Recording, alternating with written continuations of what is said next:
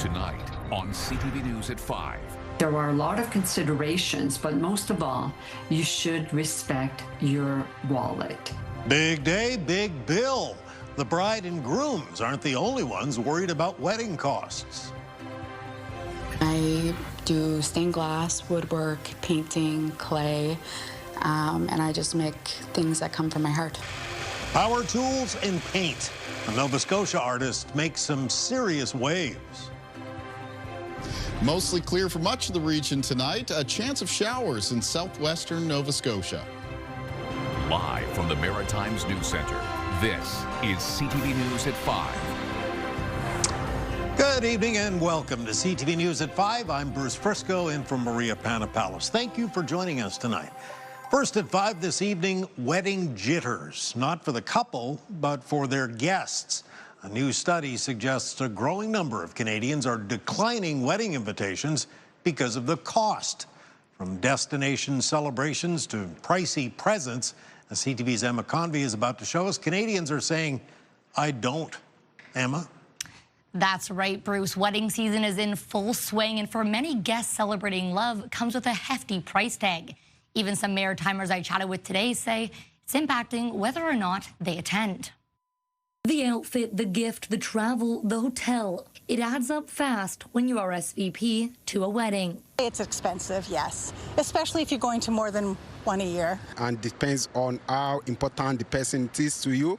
You may want to get something of average gift or something that is more valuable. It is very expensive, especially all of the wedding festivities, especially if you're doing more than just the wedding itself. A recent survey by TD found that 48% of Canadians say cost impacted their decision to attend a wedding. 18% have already declined at least one invitation due to cost. For those on the East Coast, it's higher. 55% of Atlantic Canadians have mentioned that cost has been a factor in their decisions, and about nearly 30% have already declined. It seems people just don't have enough discretionary funds to cover it all. Instead of just a one-night event, have become many events. So you've got bachelorettes, you've got showers, you've got all sorts of things leading up to weddings. Gen Zs are leading the way in setting the boundaries. 64% have declined a wedding invitation this year. Etiquette expert Julie Blake Como says it's all right to say no as long as it's done right. To decline an invitation is to go heart to heart. We are human beings, and that probably means that you're going to do it face to face or pick up the phone. And you may say something like, we're so appreciative of being invited to all of the activities, including the ceremony, the reception, and we really have to make some difficult choices, and you may say or not, for financial reasons. When I asked Maritimers whether the costs make their RSVP decision for them, the answers varied. Not me, no. If it's meaningful enough, I'll go. I got an invitation that, you're kind of on the fence. Yeah, I probably definitely would. At the end of the day, Bruce, it's all about what people can afford. One thing these experts all highlighted was that financial health comes first, and if someone has to say no because of the inability to afford it, your friends and family will hopefully understand. Yeah, for sure. All right, thank you, Emma. CTV's Emma Convey reporting live tonight from the News Center. Now we'll head over to Todd Battis working on CTV News at 6. Hi, Bruce. It's been an awful morning on the highways in this region. 3 people in an ambulance died today after a collision with a truck near the Confederation Bridge on the New Brunswick side. It happened this morning. The EMS ambulance from Prince Edward Island was en route to Halifax. There's no word on what caused the crash. We will tell you what we know at this point in the day at the top of the newscast at 6. Halifax Regional Police investigating a potential hate crime and an assault at a Costco in Halifax. A video apparently showing a man yelling offensive racist language has been making the rounds on social media. It appears to be targeting someone in the Muslim community. The local mosque calls the video disturbing. You'll hear from police and the imam tonight at 6 o'clock. That multi-billion-dollar submarine announcement made yesterday by the Prime Minister, boy, it's making lots of waves around here. It's big on promises for Halifax, with the expectation of a lot of money finding its way to Nova Scotia. And the economy is supposed to benefit directly and indirectly. Details, well, they remain sparse. So you know what? We'll invite the Premier of Nova Scotia in, and maybe he can shed some light on this. We'll do that in our 6:30 interview segment. Right now, let's bring in CTV meteorologist Kayla Mitchell, who's got a look at some big numbers on the weather map. Yeah, for a large portion of the Maritimes today, it was a hot July day, though not matching the heat and humidity that we had in place at the end of last week. Most temperatures away from some coastal areas today topped out mid to high 20s, a few into the low 30s. We can see at this hour, it's near 30, close to Charlotte in the north of New Brunswick. 31 at Miramichi and near 30 degrees at the weather station located near Kushabukwak. There were some coastal areas where there was definitely a little bit of an ocean breeze, a sea breeze effect, and that includes in around the Bay of Fundy coastline in New Brunswick and parts of the Atlantic coastline of Nova Scotia, where those cooler winds are keeping temperatures around the low to mid 20s. Humidex, not a big issue for today. It is making things feel a degree or two warmer in some cases, but generally speaking, with dew point temperatures, which is a measure of moisture in the air, around the low to mid-teens. It's a pretty comfortable level for us. It's going to be similar for tomorrow, but humidity will rise through the end of this week. Winds right now, relatively light, being sustained between 5 and 15 kilometers per hour, getting a few gusts reported between 20 and 30. And over on radar and satellite, there's some increased cloudiness in the southwest of Nova Scotia, and a chance of showers there this evening and tonight. There'll be a further chance of showers for other parts of that province coming up tomorrow, and more on that a little bit later on. Bruce. All right, you are, Caitlin. The full forecast coming up. Well, summer travel season, of course, is in full swing again, but what if your dream vacation is canceled just weeks before you were scheduled to leave? Here's CTV's Pat Foran with what to keep in mind in that situation. It was devastating for me. Janet Somali of Mississauga was excited to fulfill a lifelong dream by traveling to Switzerland. She and her husband booked a guided tour over a year ago that was to leave in May. I had already bought my euro money and my Swiss francs in preparation for the trip. But 1 month before the trip, they got a notice from the travel company that said the tour had been canceled due to a lack of interest. We got notification that the land tour was canceled because there was not enough sales. The travel group said it would refund the cost of the tour, but Somali says she also paid for 2 round-trip tickets to Paris for $1,800. She felt she deserved a refund for those, too. And I can understand if cancellations are due to, say, natural disasters or things of that sort, but not because there's not enough sales. She booked with Trip to Go. A spokesperson told CTV News cancellations due to insufficient participation can occur when minimum operating requirements are not met. In line with our policies, affected travelers were offered either a full refund for the land tour package or a free rescheduled departure date. It's different depending on whether it's a packaged tour or individually purchased. The Travel Industry Council of Ontario, TICO, says if you book a package deal with a flight included with a tour, then you should get a full refund. But when you book a flight separately from a tour, you usually won't get your money back. It's all about the terms and conditions. It's really important to look at the cancellation fees, rebooking fees. Somali says she didn't feel comfortable flying to Europe without a planned itinerary, so she and her husband stayed home, and they were not refunded the $1,800 for the tickets. Pat Foran, CTV News. All right, still to come tonight, find out how to win an outdoor fireplace from Kent with our backyard upgrade contest. Coming up next, we are truly wired for this story. I'm Hafsa Arif in Halifax, where a wireless power technology conference is taking place, showcasing the potential that everyday devices you use have. That's coming up on CTV News at 5. So it may sound like science fiction, but researchers say the future of charging devices could mean saying goodbye to all those plugs and cords altogether. Experts around the world are here in Halifax right now at a conference exploring the future of wireless power technology. CTV's Hafsa Arif has the details. No cords, no cables, just power delivered wirelessly. Improving it and making standard is the goal behind the IEEE Wireless Power Technology Conference, where researchers, students, and industry leaders are showcasing the latest technology. To Wi-Fi, they're used to getting their internet from the radio waves, and so this is a similar idea but for power, to go that next step to unplug all of our devices and send power wirelessly. One demonstration reveals a phone charging from a distance. Another turns an ordinary tabletop into a wireless charging surface, powering everything from lights to computers. We are moving towards to use the electrical energy to transfer the power from one location to the others and wirelessly. The possibilities range far beyond phones. Researchers say one day electric vehicles could power up by simply parking over a charging pad. A multi-year, a decade-long thing, right? New technology and bringing it to market requires decades of effort.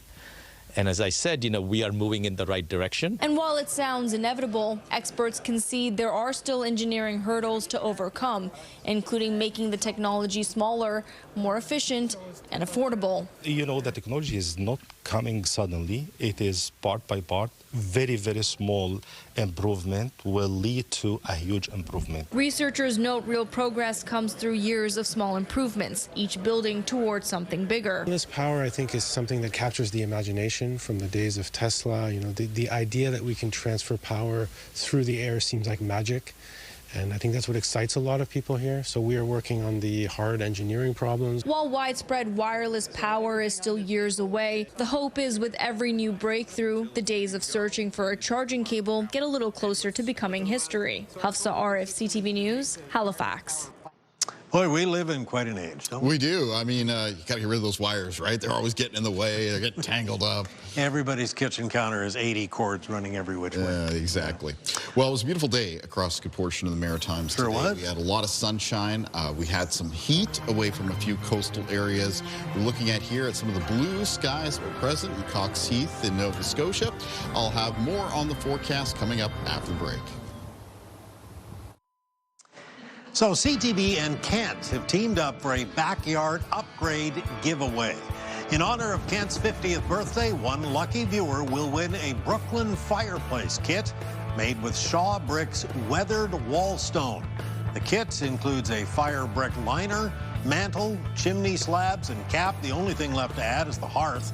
To enter, you can go to ctvatlantic.ca or click on the QR code right there on your screen. We'll announce the winner coming up on Friday, July the 17th. Nowhere near as hot today as it was last week, but certainly getting warm again. That's right. Maybe more comfortable conditions for people to be outside enjoying their backyards in the Maritimes. Here, though, we're looking at some drunken lampposts on a Halifax pier. This is the Halifax Boardwalk for today, where it was held a little bit cooler by some onshore winds. That was the case around the Atlantic coastline of Nova Scotia and parts of the Bay of Fundy coastline in New Brunswick. Let's take a look at our weather systems map, and barometric pressure is currently towards the higher side, sitting near or just above 1,020 millibars. We are underneath a little ridge of high pressure from a system that is centered off towards the east of us. Now that is shifting towards the east, and this low that's making its way just off the eastern seaboard of the United States is going to be passing first to the south of Nova Scotia and then to the east tomorrow. And as it does so, it is going to be bringing parts of the province a chance of some showers.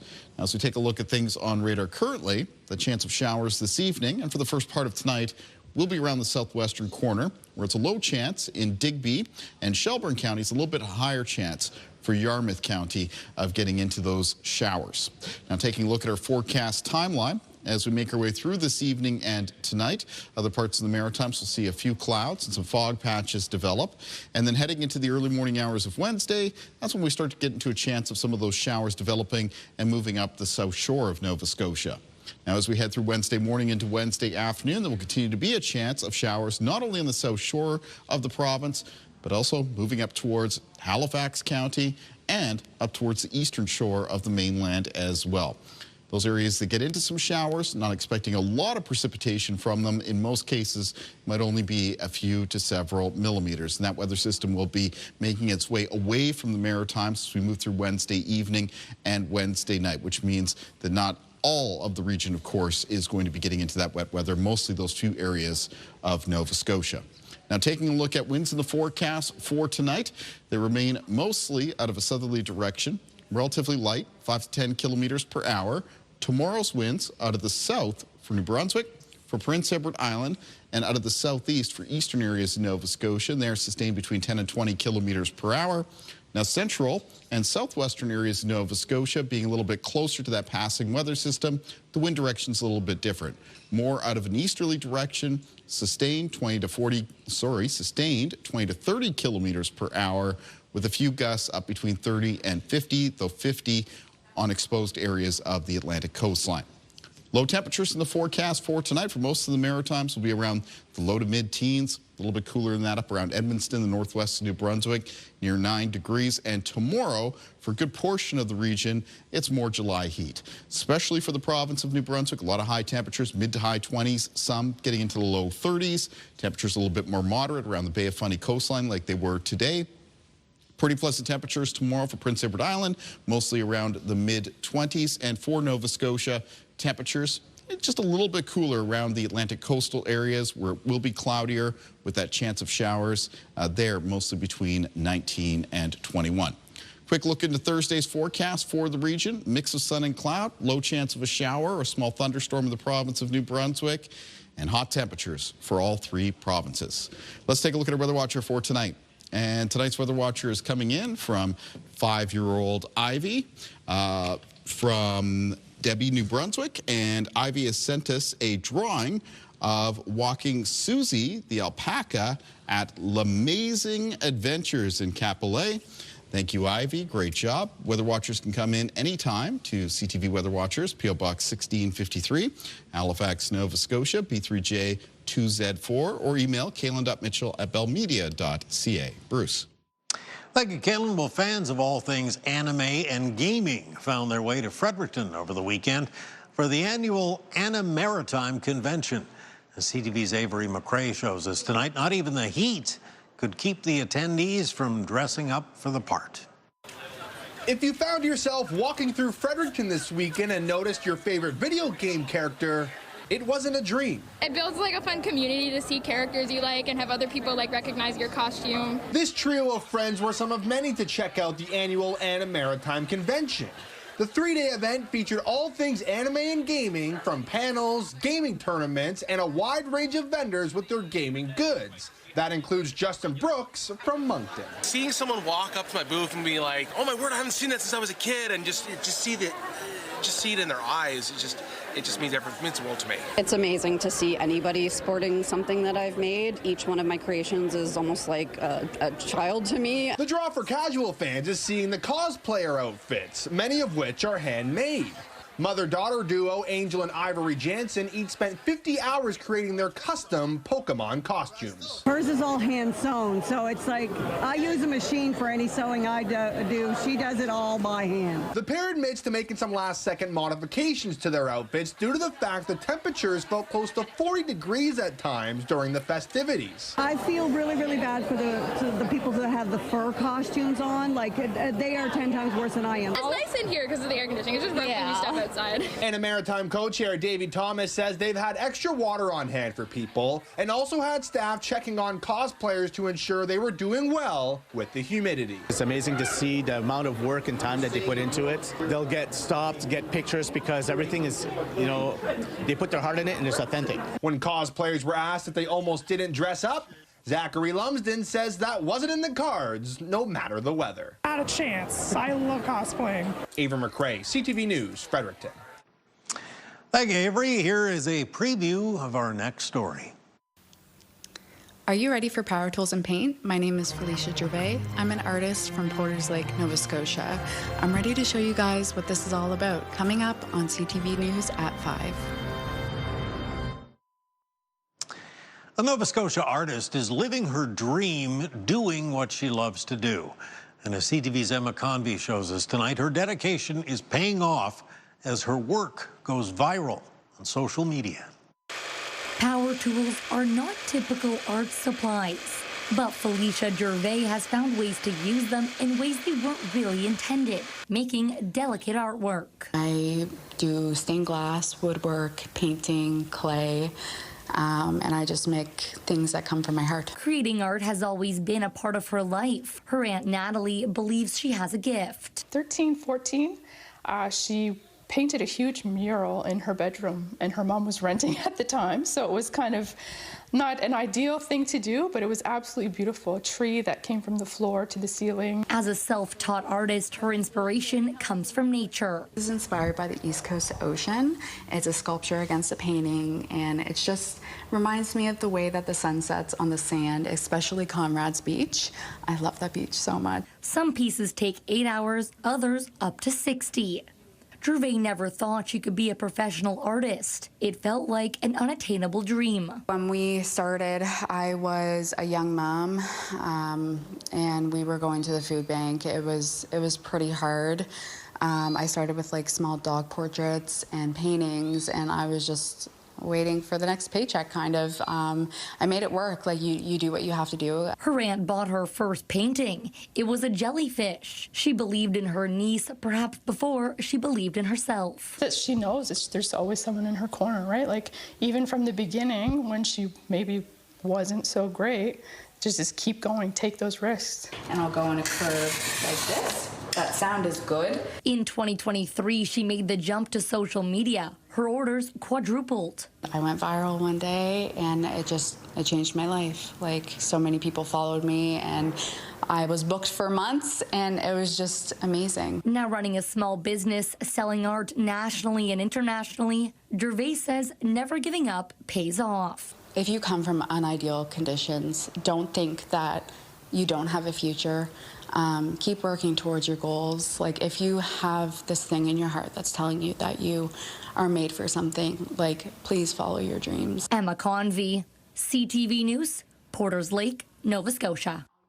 Endless admiration for someone with that kind of talent. Very talented, for sure. Well, if you like some hotter July days, you might find this extended forecast for the Maritimes a piece of art, because there's going to be a number of them over the next several. We'll go over that when we can expect maybe humidity to tick up a little bit coming up to CTV News at 6. All right, national news comes next. Stay with us.